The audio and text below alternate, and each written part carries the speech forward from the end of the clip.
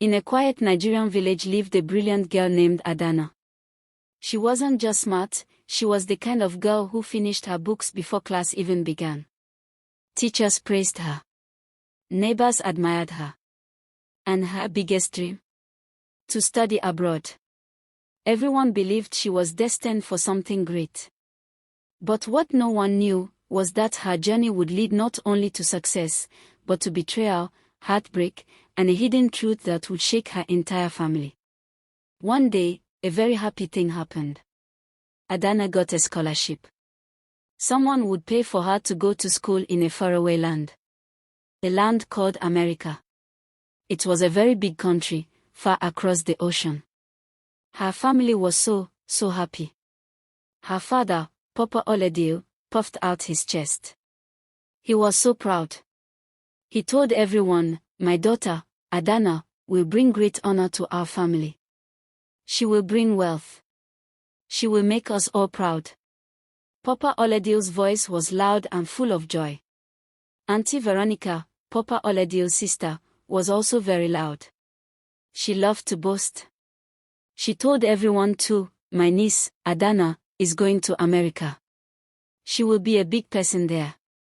She will send us many things. She will make us rich." Auntie Veronica loved to talk about money and fancy things. The whole village celebrated. They danced. They sang songs. They said goodbyes to Adana. Adana smiled and waved. Her heart was full of hope. She promised her family, "I will work hard. I will study. I will send money. I will make a better future for us all." She got on a big bus. The bus took her far away. It took her to a big airport. She got on a very big plane. The plane flew her to America. For a time, everything was good. Adana called her family. She talked to them on the phone. Her voice was happy.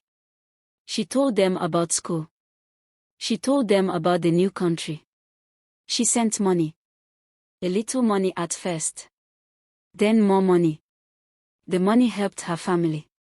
It bought food. It helped fix their house. It made Papa Oledil smile even bigger. It made Auntie Veronica boast even louder. Adana wrote letters too. She said, "I miss you all. But I am doing well. The future will be good. We will all be happy." But then, something changed. Slowly. Like the sun going down. The calls stopped. No more happy voice on the phone. The money transfers ended. No more envelopes with cash. Silence. Just quiet. The family waited. Papa Oledil waited. Mama Amara waited. Emeka, Adana's younger brother, waited. Neka, Adana's younger sister, waited. Auntie Veronica talked, but not about money now. She talked about worries. Rumors started to fly. Like little birds carrying bad news. "Did you hear about Adana?" someone would whisper in the market. "They say she married a white man," another person would say. "And she forgot her family." No, someone else would shake their head. "I heard she is in jail. For something bad." "My cousin told me she is homeless," another voice would add. "Sleeping on the streets." Bad, sad words. They spread like smoke. Her family felt a big shame. Like a heavy blanket was put on them. Papa Oledil did not puff his chest out anymore. He kept his head down. He felt sad. He felt like he had failed. Auntie Veronica stopped boasting about Adana. She just frowned. She said, "Such a disgrace. All that hope, gone." Then, another sad thing happened. Adana's younger sister, Neka, also wanted to go abroad. She was a young girl, full of dreams too. Auntie Veronica came with a plan. A visa program, she called it. She said, Neka can also go to America. Or maybe another country. She can work. She can study. She can send money back. Like Adana was supposed to do.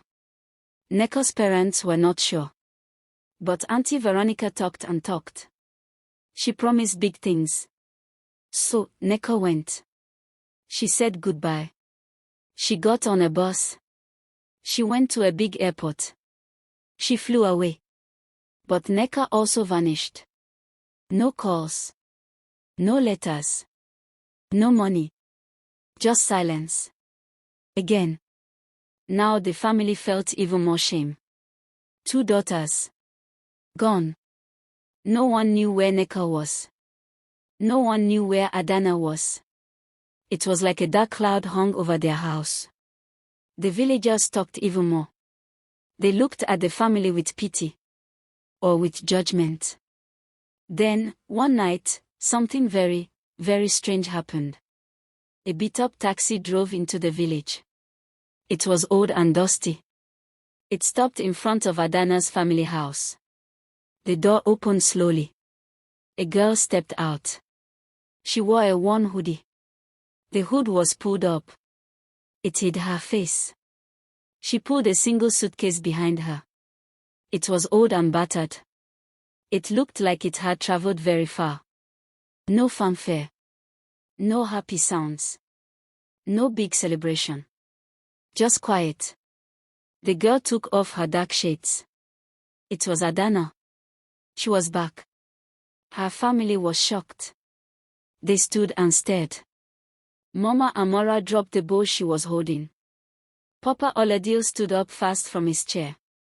Emeka looked with wide eyes. Auntie Veronica put her hand over her mouth. Adana. Mama Amora whispered. Adana stood there. She did not smile. Her eyes looked tired. She did not say hello. She just looked at them. Her father rushed to her. Adana. My daughter. What happened? Why are you here? Why no call? Why no letter? His voice was shaky. He was happy to see her, but also very worried. Auntie Veronica pushed past Papa Oladil. Her voice was loud and sharp. Adana. What is this? Why did you come back like this? Where is the money? Where is the honor? What did you do? She pointed her finger at Adana. Adana took a deep breath. Her voice was low. Like a secret. I was deported. Boom. Like a bomb dropping. The words hit the room. The shame was instant. It filled the air. Like bad smell. Papa Oladil's face changed. From worry to deep sadness. To humiliation. He walked away. He went to his room. He locked the door. He did not come out. He felt like his heart was broken. His great hope, his smart daughter, was sent away from the big country. It was a disgrace. A big, big shame for the family. He wanted to hide. Auntie Veronica screamed. Her voice was like a sharp knife. A disgrace. You are a disgrace. You brought shame to our family. We told everyone you were great. You were going to be rich. And now this. Deported. What will people say? She shook her head. Her face was red with anger. Emeka, Adana's younger brother, looked at her. But his eyes were cold. He refused to even look at her face. He turned his head away. He felt embarrassed. His big sister, who everyone said was so good, was now a shame. He walked away from her too. Only Mama Amora embraced her. Mama Amora's hands trembled. Her eyes were full of tears. Not tears of shame, but tears of sadness and worry. And love. She held Adana tight. She did not say much. She just held her. Adana held Mama Amora back. This was the only comfort. The only soft place. Adana didn't say much after that. She kept to herself. She stayed quiet. She went to her old room. She closed the door. She did not join the family for meals. She did not sit with them in the evening. She just stayed alone. The once celebrated daughter was now treated like a failure. Like a burden. Like something heavy that made everyone sad. No one wanted to talk to her. No one wanted to be near her. The village whispered behind her back. "Did you hear? Adana is back." Yes, but not like we thought. She was deported. Such a shame. After all that boasting. People would cross the road when they saw her coming. They did not want to meet her eyes. They did not want to talk to her. They acted like she carried a bad disease. Adana acted numb. Like she felt nothing. Her face was always flat. Her eyes were always hidden, even without the shades. But her silence hid something deeper. Something big. Like a very, very deep secret. She was not numb. She was watching. She was listening. Behind closed doors, strange things began to happen. Very, very strange things. Adana didn't sleep much at night. While others rested, she moved like a shadow through the village, silent, slow, watching. She asked quiet questions. Not direct ones. Just enough to see how people reacted. She listened closely, not just to answers, but to silences and glances. She avoided family gatherings. When the family sat together, she would find something else to do. But she always listened. She kept her ears open. She listened to the words. She listened to the silences. She listened to the way people spoke. She listened to their tone. She noticed Auntie Veronica. Auntie Veronica was always loud. Always talking. But Adana noticed something. Auntie Veronica would flinch. She would make a quick, small movement. Like she was scared. She would flinch whenever Neka's name came up. Whenever anyone said, "What about Neka?" Auntie Veronica's body would twitch a little. Her eyes would look away. She would quickly change the topic. Adana saw this. She put it in her mind. Emeka, her younger brother, was also strange. He was always tense around her. Like a tight string. He would avoid her. He would not meet her eyes. But sometimes, when he thought she was not looking, Adana would see him glance at her. His eyes were full of a strange feeling. Not just anger. Not just shame. Something else. Something like worry. Or fear. Adana saw this too. She remembered it. The energy in the house had shifted. Like the air had changed. It was not happy air. It was not peaceful air. It was heavy. And quiet. No one knew why. But Adana knew. She felt it. She saw it. She was putting the pieces together. Like a big puzzle. One night, the moon was dark. Everyone was asleep. Adana moved like a whisper. She sneaked into Auntie Veronica's room. Her heart was beating fast. Thump thump, thump thump. But she was calm. She knew what she was doing. She knew what she was looking for. Auntie Veronica's room was messy. Clothes were on the floor. Papers were on the table. Adana looked carefully. She moved things gently. She looked under the bed. She looked in the closet. She looked in drawers. She was looking for something hidden. Something secret. And then she found it. Under a pile of clothes, inside a small wooden box. A hidden envelope. It was thick. Full of things. Her hands trembled as she opened it. Like a leaf shaking in the wind. What she saw inside made her breath catch. It was filled with shocking contents. Papers. Many papers. They looked like visa applications. But they were not real. They were forged. They were fake. They were made to look real, but they were a lie. Passport photos of young girls. Many girls. Faces she knew. Faces from the village. Young, hopeful faces. And then she saw it. A photo of Neka. Her younger sister. Neka's face. It was there. In the envelope. With the fake papers. And bundles of foreign currency. Money from other countries. Big stacks of money. Not Nigerian money. Money she knew from America. Money from other places. Her hands trembled even more. The paper shook in her fingers.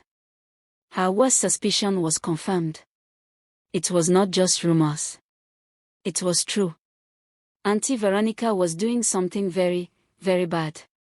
She was selling girls. Using fake papers. Sending them away. For money. Adana felt a cold anger. A deep, deep fire inside her. But still, she said nothing. She put the envelope back exactly where she found it. So Auntie Veronica would not know. So she would not be warned. She waited. She waited for the right time. Like a hunter waits for the animal to come closer. She was not going to make a sound. Not yet. Then, the day came. Auntie Veronica called a family meeting. She acted important. She said, "We need to discuss Adana's future. She is back now. She needs to do something. She cannot just sit here and bring shame." Auntie Veronica wanted to make rules for Adana. She wanted to show she was still in charge. The family sat in the main room. Papa Oladio looked sad. Mama Amora looked tired. Emeka looked away. Auntie Veronica sat big and straight. She started to talk. She talked about Adana's failure. She talked about the village shame. She talked about what Adana should do now. Her voice was loud and full of judgment. Adana sat quietly. She listened. She watched Auntie Veronica. She watched her family. She felt the heavy air in the room. Then, Adana stood up. Slowly. Quietly. Everyone stopped talking. They looked at her. They were surprised. Adana usually did not say much. Adana looked at Auntie Veronica. Her eyes were clear. Not numb anymore. They were full of fire. She did the unthinkable. She started to speak. Her voice was not loud.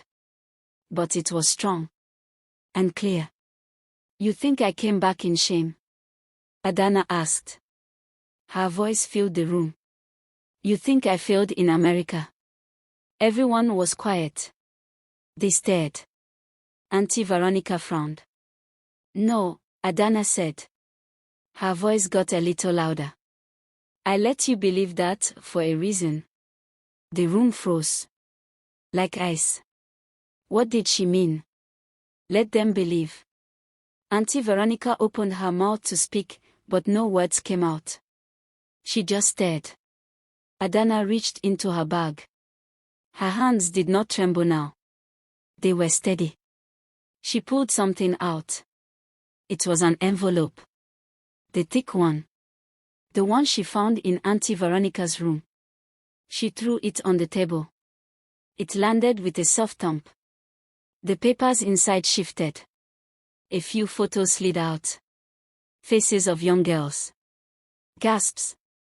Silence. Then, chaos. Adana looked at Auntie Veronica. Her eyes were like fire. "While you were mocking me," Adana said.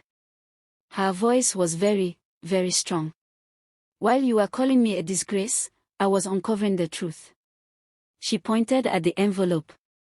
"This woman, my own aunt, has been trafficking girls from our village." More gasps. Louder this time. "She sold my sister," Adana continued. Her voice trembled a little now, but with anger, not fear. "She sold Neka. She tried to destroy my life, and many, many others." Chaos broke out. People started shouting. Auntie Veronica jumped up. Lies. All lies, she screamed. Her face was redder than before. She looked scared. Papa Oladil looked at the envelope. His eyes were wide. He looked at Auntie Veronica. He looked at Adana. His mind was trying to understand. Adana pulled out her phone. She did not look away from Auntie Veronica. She pressed a button. A voice started to play. It was a voice recording. A girl's voice. Crying. Sad. The girl spoke of being promised a good job. Of being sent away. Of being lied to. Of being forced to work. Of being treated badly. Of being sold. The voice on the phone exposed Veronica's raw. The girl spoke of Auntie Veronica's name. Of her promises. Of her lies. It was an emotional testimony. The girl talked about how she escaped. How she ran away. How she was afraid. But how she wanted the truth to come out. Everything became clear. Like a dark curtain being pulled back. Auntie Veronica had been operating a fake visa scheme for years. She pretended to help young girls. She promised them study opportunities abroad. She promised them work opportunities abroad. She told their families, your daughters will be safe. They will send money home. They will make you proud. But it was all a big, terrible lie. She only wanted money. She sold the girls. She sold them into forced labor. They could not live. She sold them into sex trafficking. They had no freedom. They had no hope. Adana explained it all. Her voice was steady now. She told them how she found out. He was in America. She heard things. She saw things. Other girls, who had escaped, found her. They told her stories. Stories of their aunt. Stories of the fake visas. Stories of the girls disappearing. Adana put it all together. She knew it was her aunt. Her own family member. Doing such evil. So Adana made a plan. A very brave plan. She pretended to be deported. She made it look like she was a failure. Like she was ashamed. She did this so she could return unnoticed. So she could come back to the village without anyone watching her. She wanted to gather more evidence. She wanted to catch her aunt off guard. She wanted to surprise her. Her entire story had been a setup for justice. Every quiet night. Every numb look. Every walk in the village. Every small question. It was all part of her big plan. Auntie Veronica screamed again. But no one listened. They looked at the envelope. They listened to the voice on the phone. They looked at Adana's strong face. They knew. They understood. Within hours, the police arrived. Auntie Veronica was arrested. They took her away. She was screaming. She was hungry. But she could not escape the truth. The truth that Adana had found. The truth that Adana had brought home. But Adana's work was not finished. Her sister, Neka. Neka was still missing. Adana had promised to find her. Adana used her contacts. The people she knew in America. The people who helped her with the investigation. She used the money she had saved. She worked hard. She found Neka. Neka was found in a far-off city. A city called Istanbul. It was in a country far away. It took months. Many months of searching. Many months of working. But Neka was brought home. When Neka came back, she was weak. Very, very weak. She was traumatized. Her mind was hurt. She was very, very sad. She was scared. She did not talk much. She looked like a ghost. But she was alive. Adana held her sister. She cried. Tears of relief. Tears of sadness for what Neka had gone through. Adana promised to help her. She kept that promise. She funded Neka's therapy. She paid for doctors and helpers to talk to Neka. To help her mind heal. To help her feel safe again. To help her talk about the bad things. She helped Neka heal. Slowly. Day by day. Like a broken flower slowly coming back to life. Adana did not stop there. Her heart was big. She wanted to help other girls. Other young women. Adana founded an NGO to help trafficking survivors by providing safety, support, and education. Her group also taught young women how to avoid falling for false promises, determined to prevent others from suffering like Neka. Adana's courage opened her family's eyes. Her father and brother tearfully apologized, realizing their mistakes, while her mother stood proudly by her side. Once shunned by the village, Adana was now celebrated as a hero who returned not in shame, but with strength, truth, and the bravery to expose evil even within her own family. Her story, once mocked, became a tale of justice and hope. Dear viewers, what lessons did you take away from this amazing story? We'd love to hear your thoughts in the comments below. If you enjoyed the story, please give us a big thumbs up, share it with your friends, and hit that subscribe button. Don't forget to turn on notifications so you never miss out on our newest stories. Thanks for watching, and stay blessed.